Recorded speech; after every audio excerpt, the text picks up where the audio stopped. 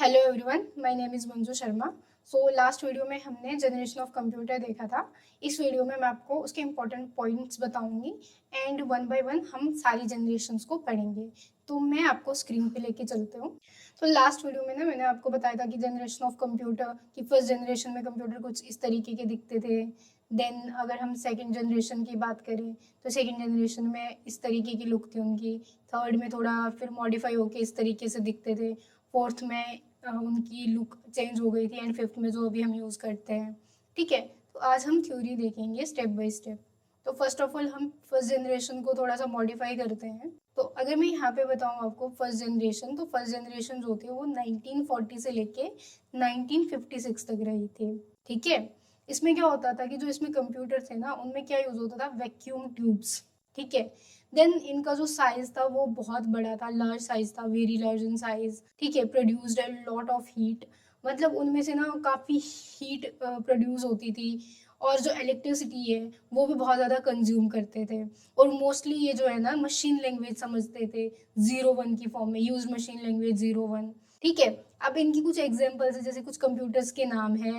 N एक हो गया, ENIAC, एडवेक हो गया, उसके बाद यूनिवेक हो गया, IBM 650 हो गया।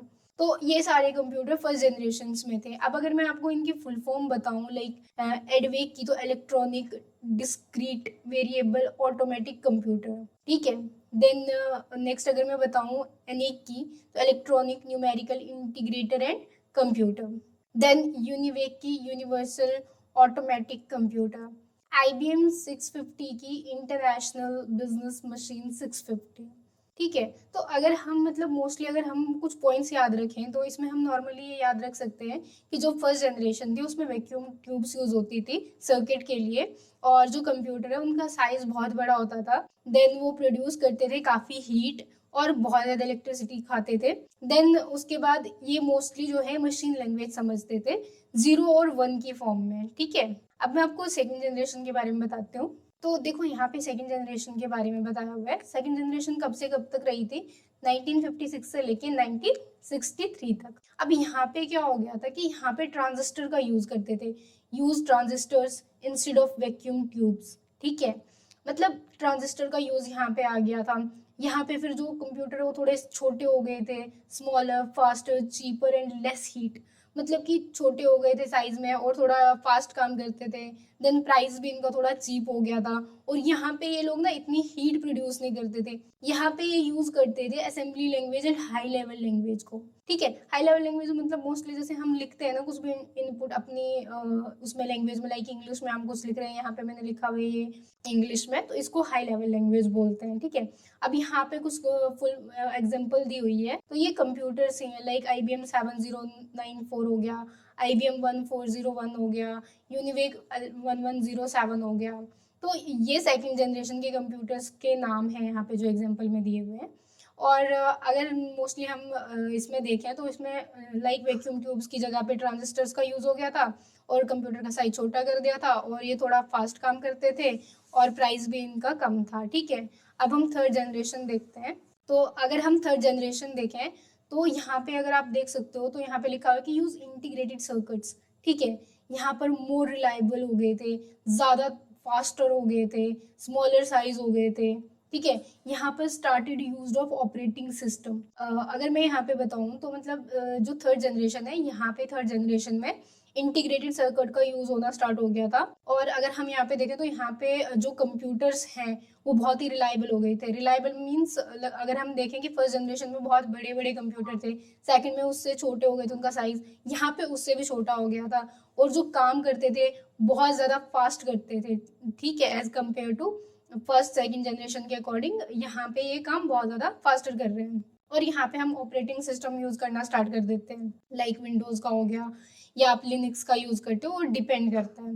तो यहाँ पे एग्जांपल है कंप्यूटर की, लाइक IBM 360, PDP-8। PDP-8 का मतलब है प्रोग्राम डेटा प्रोसेसर।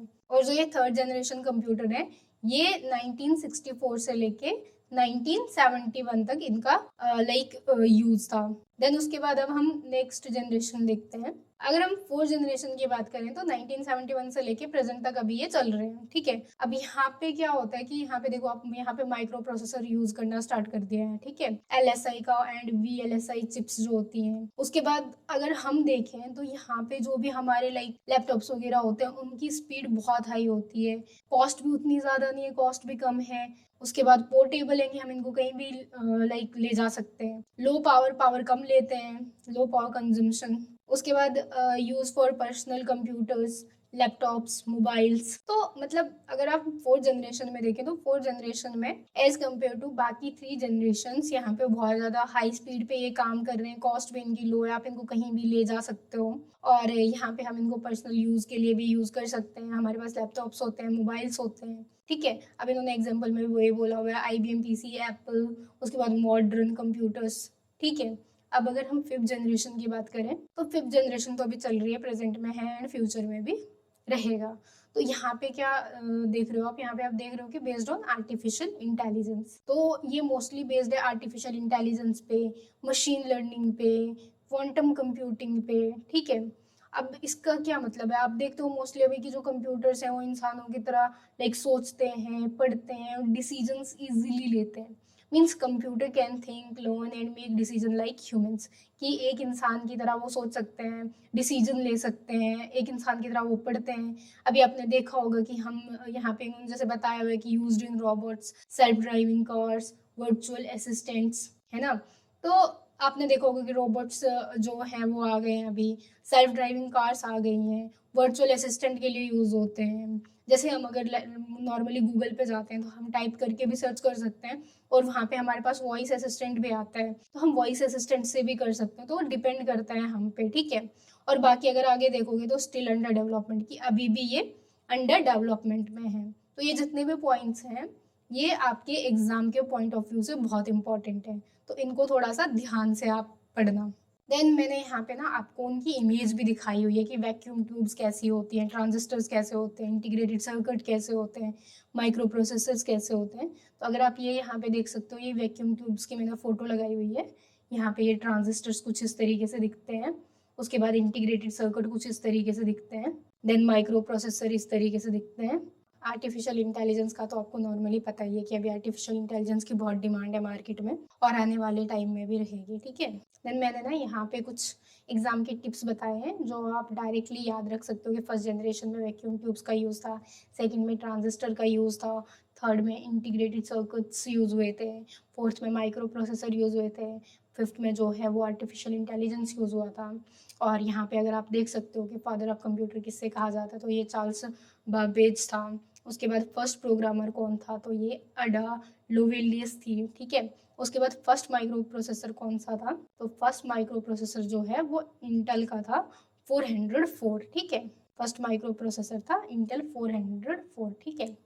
तो आज की वीडियो में मैंने आपको जनरेशन ऑफ कंप्यूटर बताया है, हमने स्टेप बाय स्टेप सारी जनरेशन देखी है।